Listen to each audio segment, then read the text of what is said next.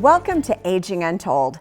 As caregivers, we remind our older parents to take their medicine, but what about caring for their teeth? Studies show poor oral care and gum disease may be tied to cognitive decline. Dr. Ray, can you explain the connection between the two? Yes, when you're looking at dental care, it really isn't cosmetic. You know, it's infection prevention, it is inflammation control, and it's actually protective against the heart and the brain. When you have this poor hygiene, it actually can lead to gum disease, and that leads to inflammation. And it does it because bacteria gain access to your entire body, and they will cause chronic inflammation and damage blood vessels in the heart, the brain, lungs, even cause you to not be able to control your blood sugars well, and it makes the blood stickier, so it increases your risk of stroke.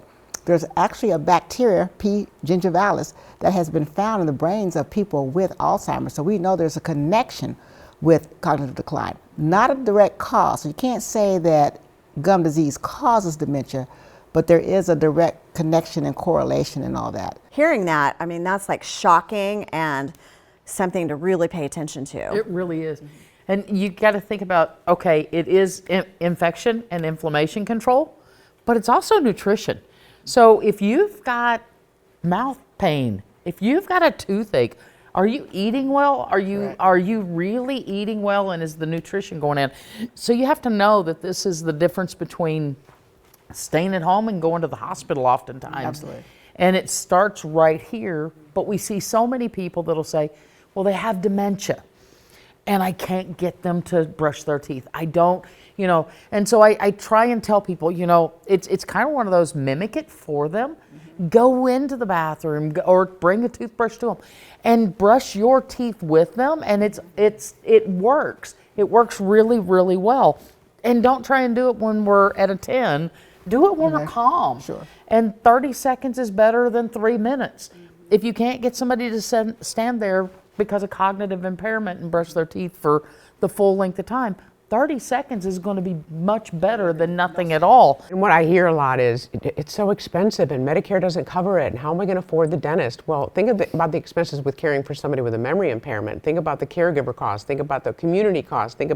So when looking for dental care, look for resources that are out there. There are a lot of resources that are out there to help people pay for dentistry. You can go to your local dentist and see, do they offer a program? You can go to AARP and see if there are insurance that you can purchase that's reasonably priced that will help you take care of your teeth. Go to a dental school, go to a university. Yeah. Ask, There's a lot of dental fairs if you have a dental school in your community. They go out into the community. Right, and if you can only afford to go once a year, ask the dentist, what else can I do that will help it not be so bad if I can only afford to go once a year or twice a year? Mm-hmm.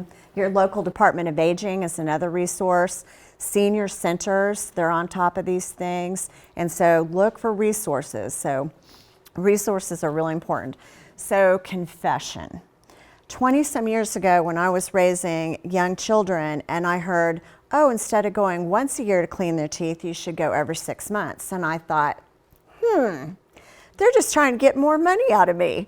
Well, all this time later, I hear the tie to brain health. No one wants to get dementia. And so I'm going to get my teeth cleaned every 3 months, and I'm educating the dental office about encouraging patients to come every 3 months, because their automatic thing is, would you like to schedule for 6 months from now? And so I'm telling them, do you know how important this is for brain health? But it's important, not so just brain health. Remember, that bacteria causes chronic inflammation, blood vessels in every organ. So look at your heart, your lungs, not just the brain, your nerve cells, everything. So think of it like a fire in different rooms of the house. So everybody's getting hit. Which is a shame that it's not covered by Medicare. It really is. You know, it is the basics of health care. So true. It is literally the basics of health care, and we're not covering it. Yeah. Since we're talking about dementia today, oral health is brain health. It is really, really critical. The mouth is not separate from the brain. It's completely connected. And it's one of the most overlooked dementia prevention tools. So if you can't necessarily get everything you need, then you can get to the root cause and say, hey, what other things can I do to stop inflammation? Or get good sleep, stop eating those high processed foods, try to manage your stress. All those different things can help to reduce inflammation while you're working on preventing it from the standpoint of keeping good oral hygiene. Yeah, it's just like layering. You're layering in all these things. You know, we're talking like everybody still has their teeth. And we've got to think about the fact that we have a lot of dentures in our aged community. And unfortunately, they think, okay, I've got my dentures. I never have to go to the dentist again. Yeah, that's And they literally, I've heard it. I've heard people, well, I don't have to go to the dentist. I have dentures. You still have gums. You still have a mouth, and you still have a tongue, and you still need to eat. And so pressure sores underneath dentures, Are and huge. they're terrible a lot of times. And so even if you have dentures, please go to the dentist and or at least make sure you're brushing your gums and taking care of the inside of your mouth. One of the first things lost is memory, dexterity, etc., and it could be going back to mouth care.